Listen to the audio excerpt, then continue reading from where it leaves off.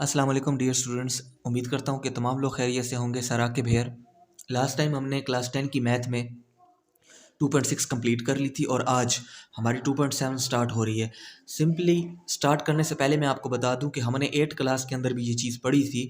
I think के chapter हमारा चल रहा था 6 और 6.11 या 10, ठीक है। उसमें हमने ये चीज़ देखी थी कि एक इक्वेशन में से वैल्यू निकाल कर दूसरी इक्वेशन में पुट कर दी जाती है। तो सेम वही चीज़ है, आपके पास इक्वेशन 1 और इक्वेशन 2 दी हुई है, ठीक हो गया। अब इक्वेशन 1 का यूज़ करते हुए हम x की वैल्यू निकाल लेंगे, y को इधर लेके आएंगे तो माइनस वाई हो जाएगा। अब ये इक्वेशन नई बन गई, ठीक है, मतलब x की वैल्यू बन गई। आप इसको a का नाम दे सकते हो, b का, इक्वेशन नंबर 3 का नाम भी दे सकते हो। अच्छा, अब आपने क्या करना है, x की जो वैल्यू आई है आप उस इक्वेशन नंबर 2 में पुट करनी है, सिंपल। तो देखो जिस जगह पर x है उधर x की वैल्यू 5 माइनस वाई लगाया और x का स्क्वायर था तो स्क्वायर ले लिया। आगे वही चीज़ -2y और इक्वल टू 14, ठीक है। जस्ट जिधर x था उधर x की वैल्यू लगाई और स्क्वायर ले लिया। फिर ये तो फार्मूला बन गया, आपको पता है a माइनस बी होल का स्क्वायर तो फार्मूला, फिर वो a का स्क्वायर प्लस b का स्क्वायर और माइनस में है तो -2ab, ठीक है। वो फार्मूला 10 क्लास में आप पहुंच गए, आपको आ गया होगा a माइनस बी होल का स्क्वायर का formula, a square plus b का स्क्वायर -2ab। इस फार्मूले के थ्रू जो है ना ये वैल्यू बन गई। आगे -2y उसी तरह आ गया और 14 भी। अब 14 यहाँ पर कांस्टेंट है तो ये आप यहाँ पर इसको अगर आप सॉल्व करते हो तो आपके पास यहाँ पर 25 कांस्टेंट नंबर है। आप इस 25 को यहाँ से उठाओगे और इक्वल के इस साइड पे ले आओगे तो यहाँ प्लस का 25 था, इधर आकर क्या हो जाएगा, माइनस को 25 हो जाएगा। बाकी चीज़ ये वेरिएबल वाले सारे इधर रह जाएंगे तो ये हो जाएगा वाई का स्क्वायर। अब -10y -2y तो क्या बन गया टोटल, -12y। 12y बन गया। बाकी चीज़ रह गई यहाँ पर हमारे पास 14 और -25।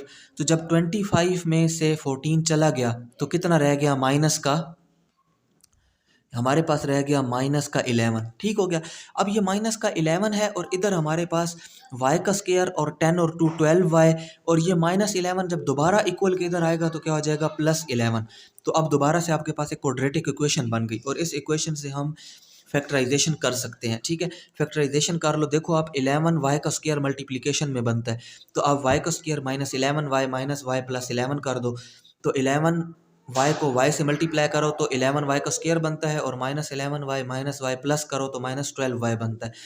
इस तरह आप पहले दो नंबर और दूसरे दो नंबर, पहली दो एंट्रीज दूसरी दो एंट्रीज फैक्टराइजेशन की, ठीक है। तो इस y को कॉमन ले लो तो यहाँ रह जाएगा y और यहाँ रह जाएगा 11, इधर -1 को कॉमन ले लो, यहाँ रह जाएगा y और इधर रह जाएगा -11।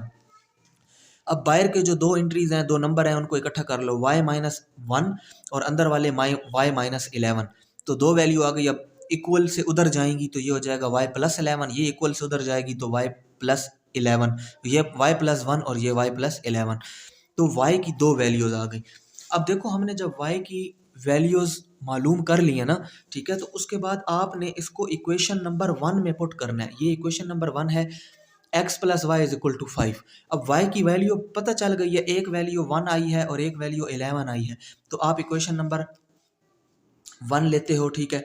अच्छा, आप अगर इसको 1 में लगाना चाहो तब भी ठीक है, और अगर आप इसको इक्वेशन नंबर ए में जो एक न्यू इक्वेशन बनी थी ना, ठीक है, जो 1 से ही बनी थी, उसमें भी लगाना चाहो तो आंसर सेम आएगा।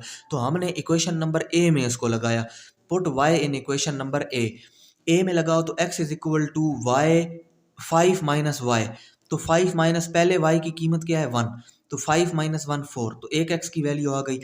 अब अगर इसको देखा जाए तो x इज इक्वल टू वही चीज़ 5 माइनस वाई, तो अब दूसरा y कितना आया था 11, तो 5 माइनस 11, -11 में से 5 गए तो -6, तो इस तरह इस x की कीमत कितनी आ गई, -6। तो यहाँ पर हमारे पास दोनों x की कीमत भी आ गई और दोनों y की कीमत भी आ गई। तो यहाँ पर हमारा ये क्वेश्चन नंबर जो है वो 2.7 का क्वेश्चन नंबर 1 सॉल्व होता है, ठीक है। आई थिंक कि इसके मज़ीद और पार्ट्स भी होंगे, नहीं, क्वेश्चन नंबर 1 है सेपरेटली, ये हो गया। अब क्वेश्चन नंबर 2 हम अपने नेक्स्ट लेक्चर के अंदर सॉल्व करेंगे। अपना ख्याल रखिएगा, मेरा चैनल सब्सक्राइब कर लें सराकिब लेक्चर्स के नाम से ये वाला, ठीक है, ताकि आपको आने वाली हर वीडियो जो मैथमेटिक्स से रिलेटेड है वो बआसानी मिल जाए। इसके अलावा भी अगर किसी को किसी क्वेश्चन के अंदर कोई इशू आता है तो मुझे व्हाट्सअप या मैसेंजर पर बता दे, मैं उसको पर्सनली भी समझा सकता हूँ। और इसके अलावा जो है वो कोई ऐसा क्वेश्चन जो किसी भी जो है सिलेबस से रिलेटेड हो तो आप मुझे उस क्वेश्चन की तस्वीर बना के भेज दें व्हाट्सअप पर, तो मैं पूरी कोशिश करता हूँ कि मैं टाइम अपने टाइम निकाल के, ठीक है, तो बच्चों को रिप्लाई करूँ और उसका सोल्यूशन उनको भेज दूँ।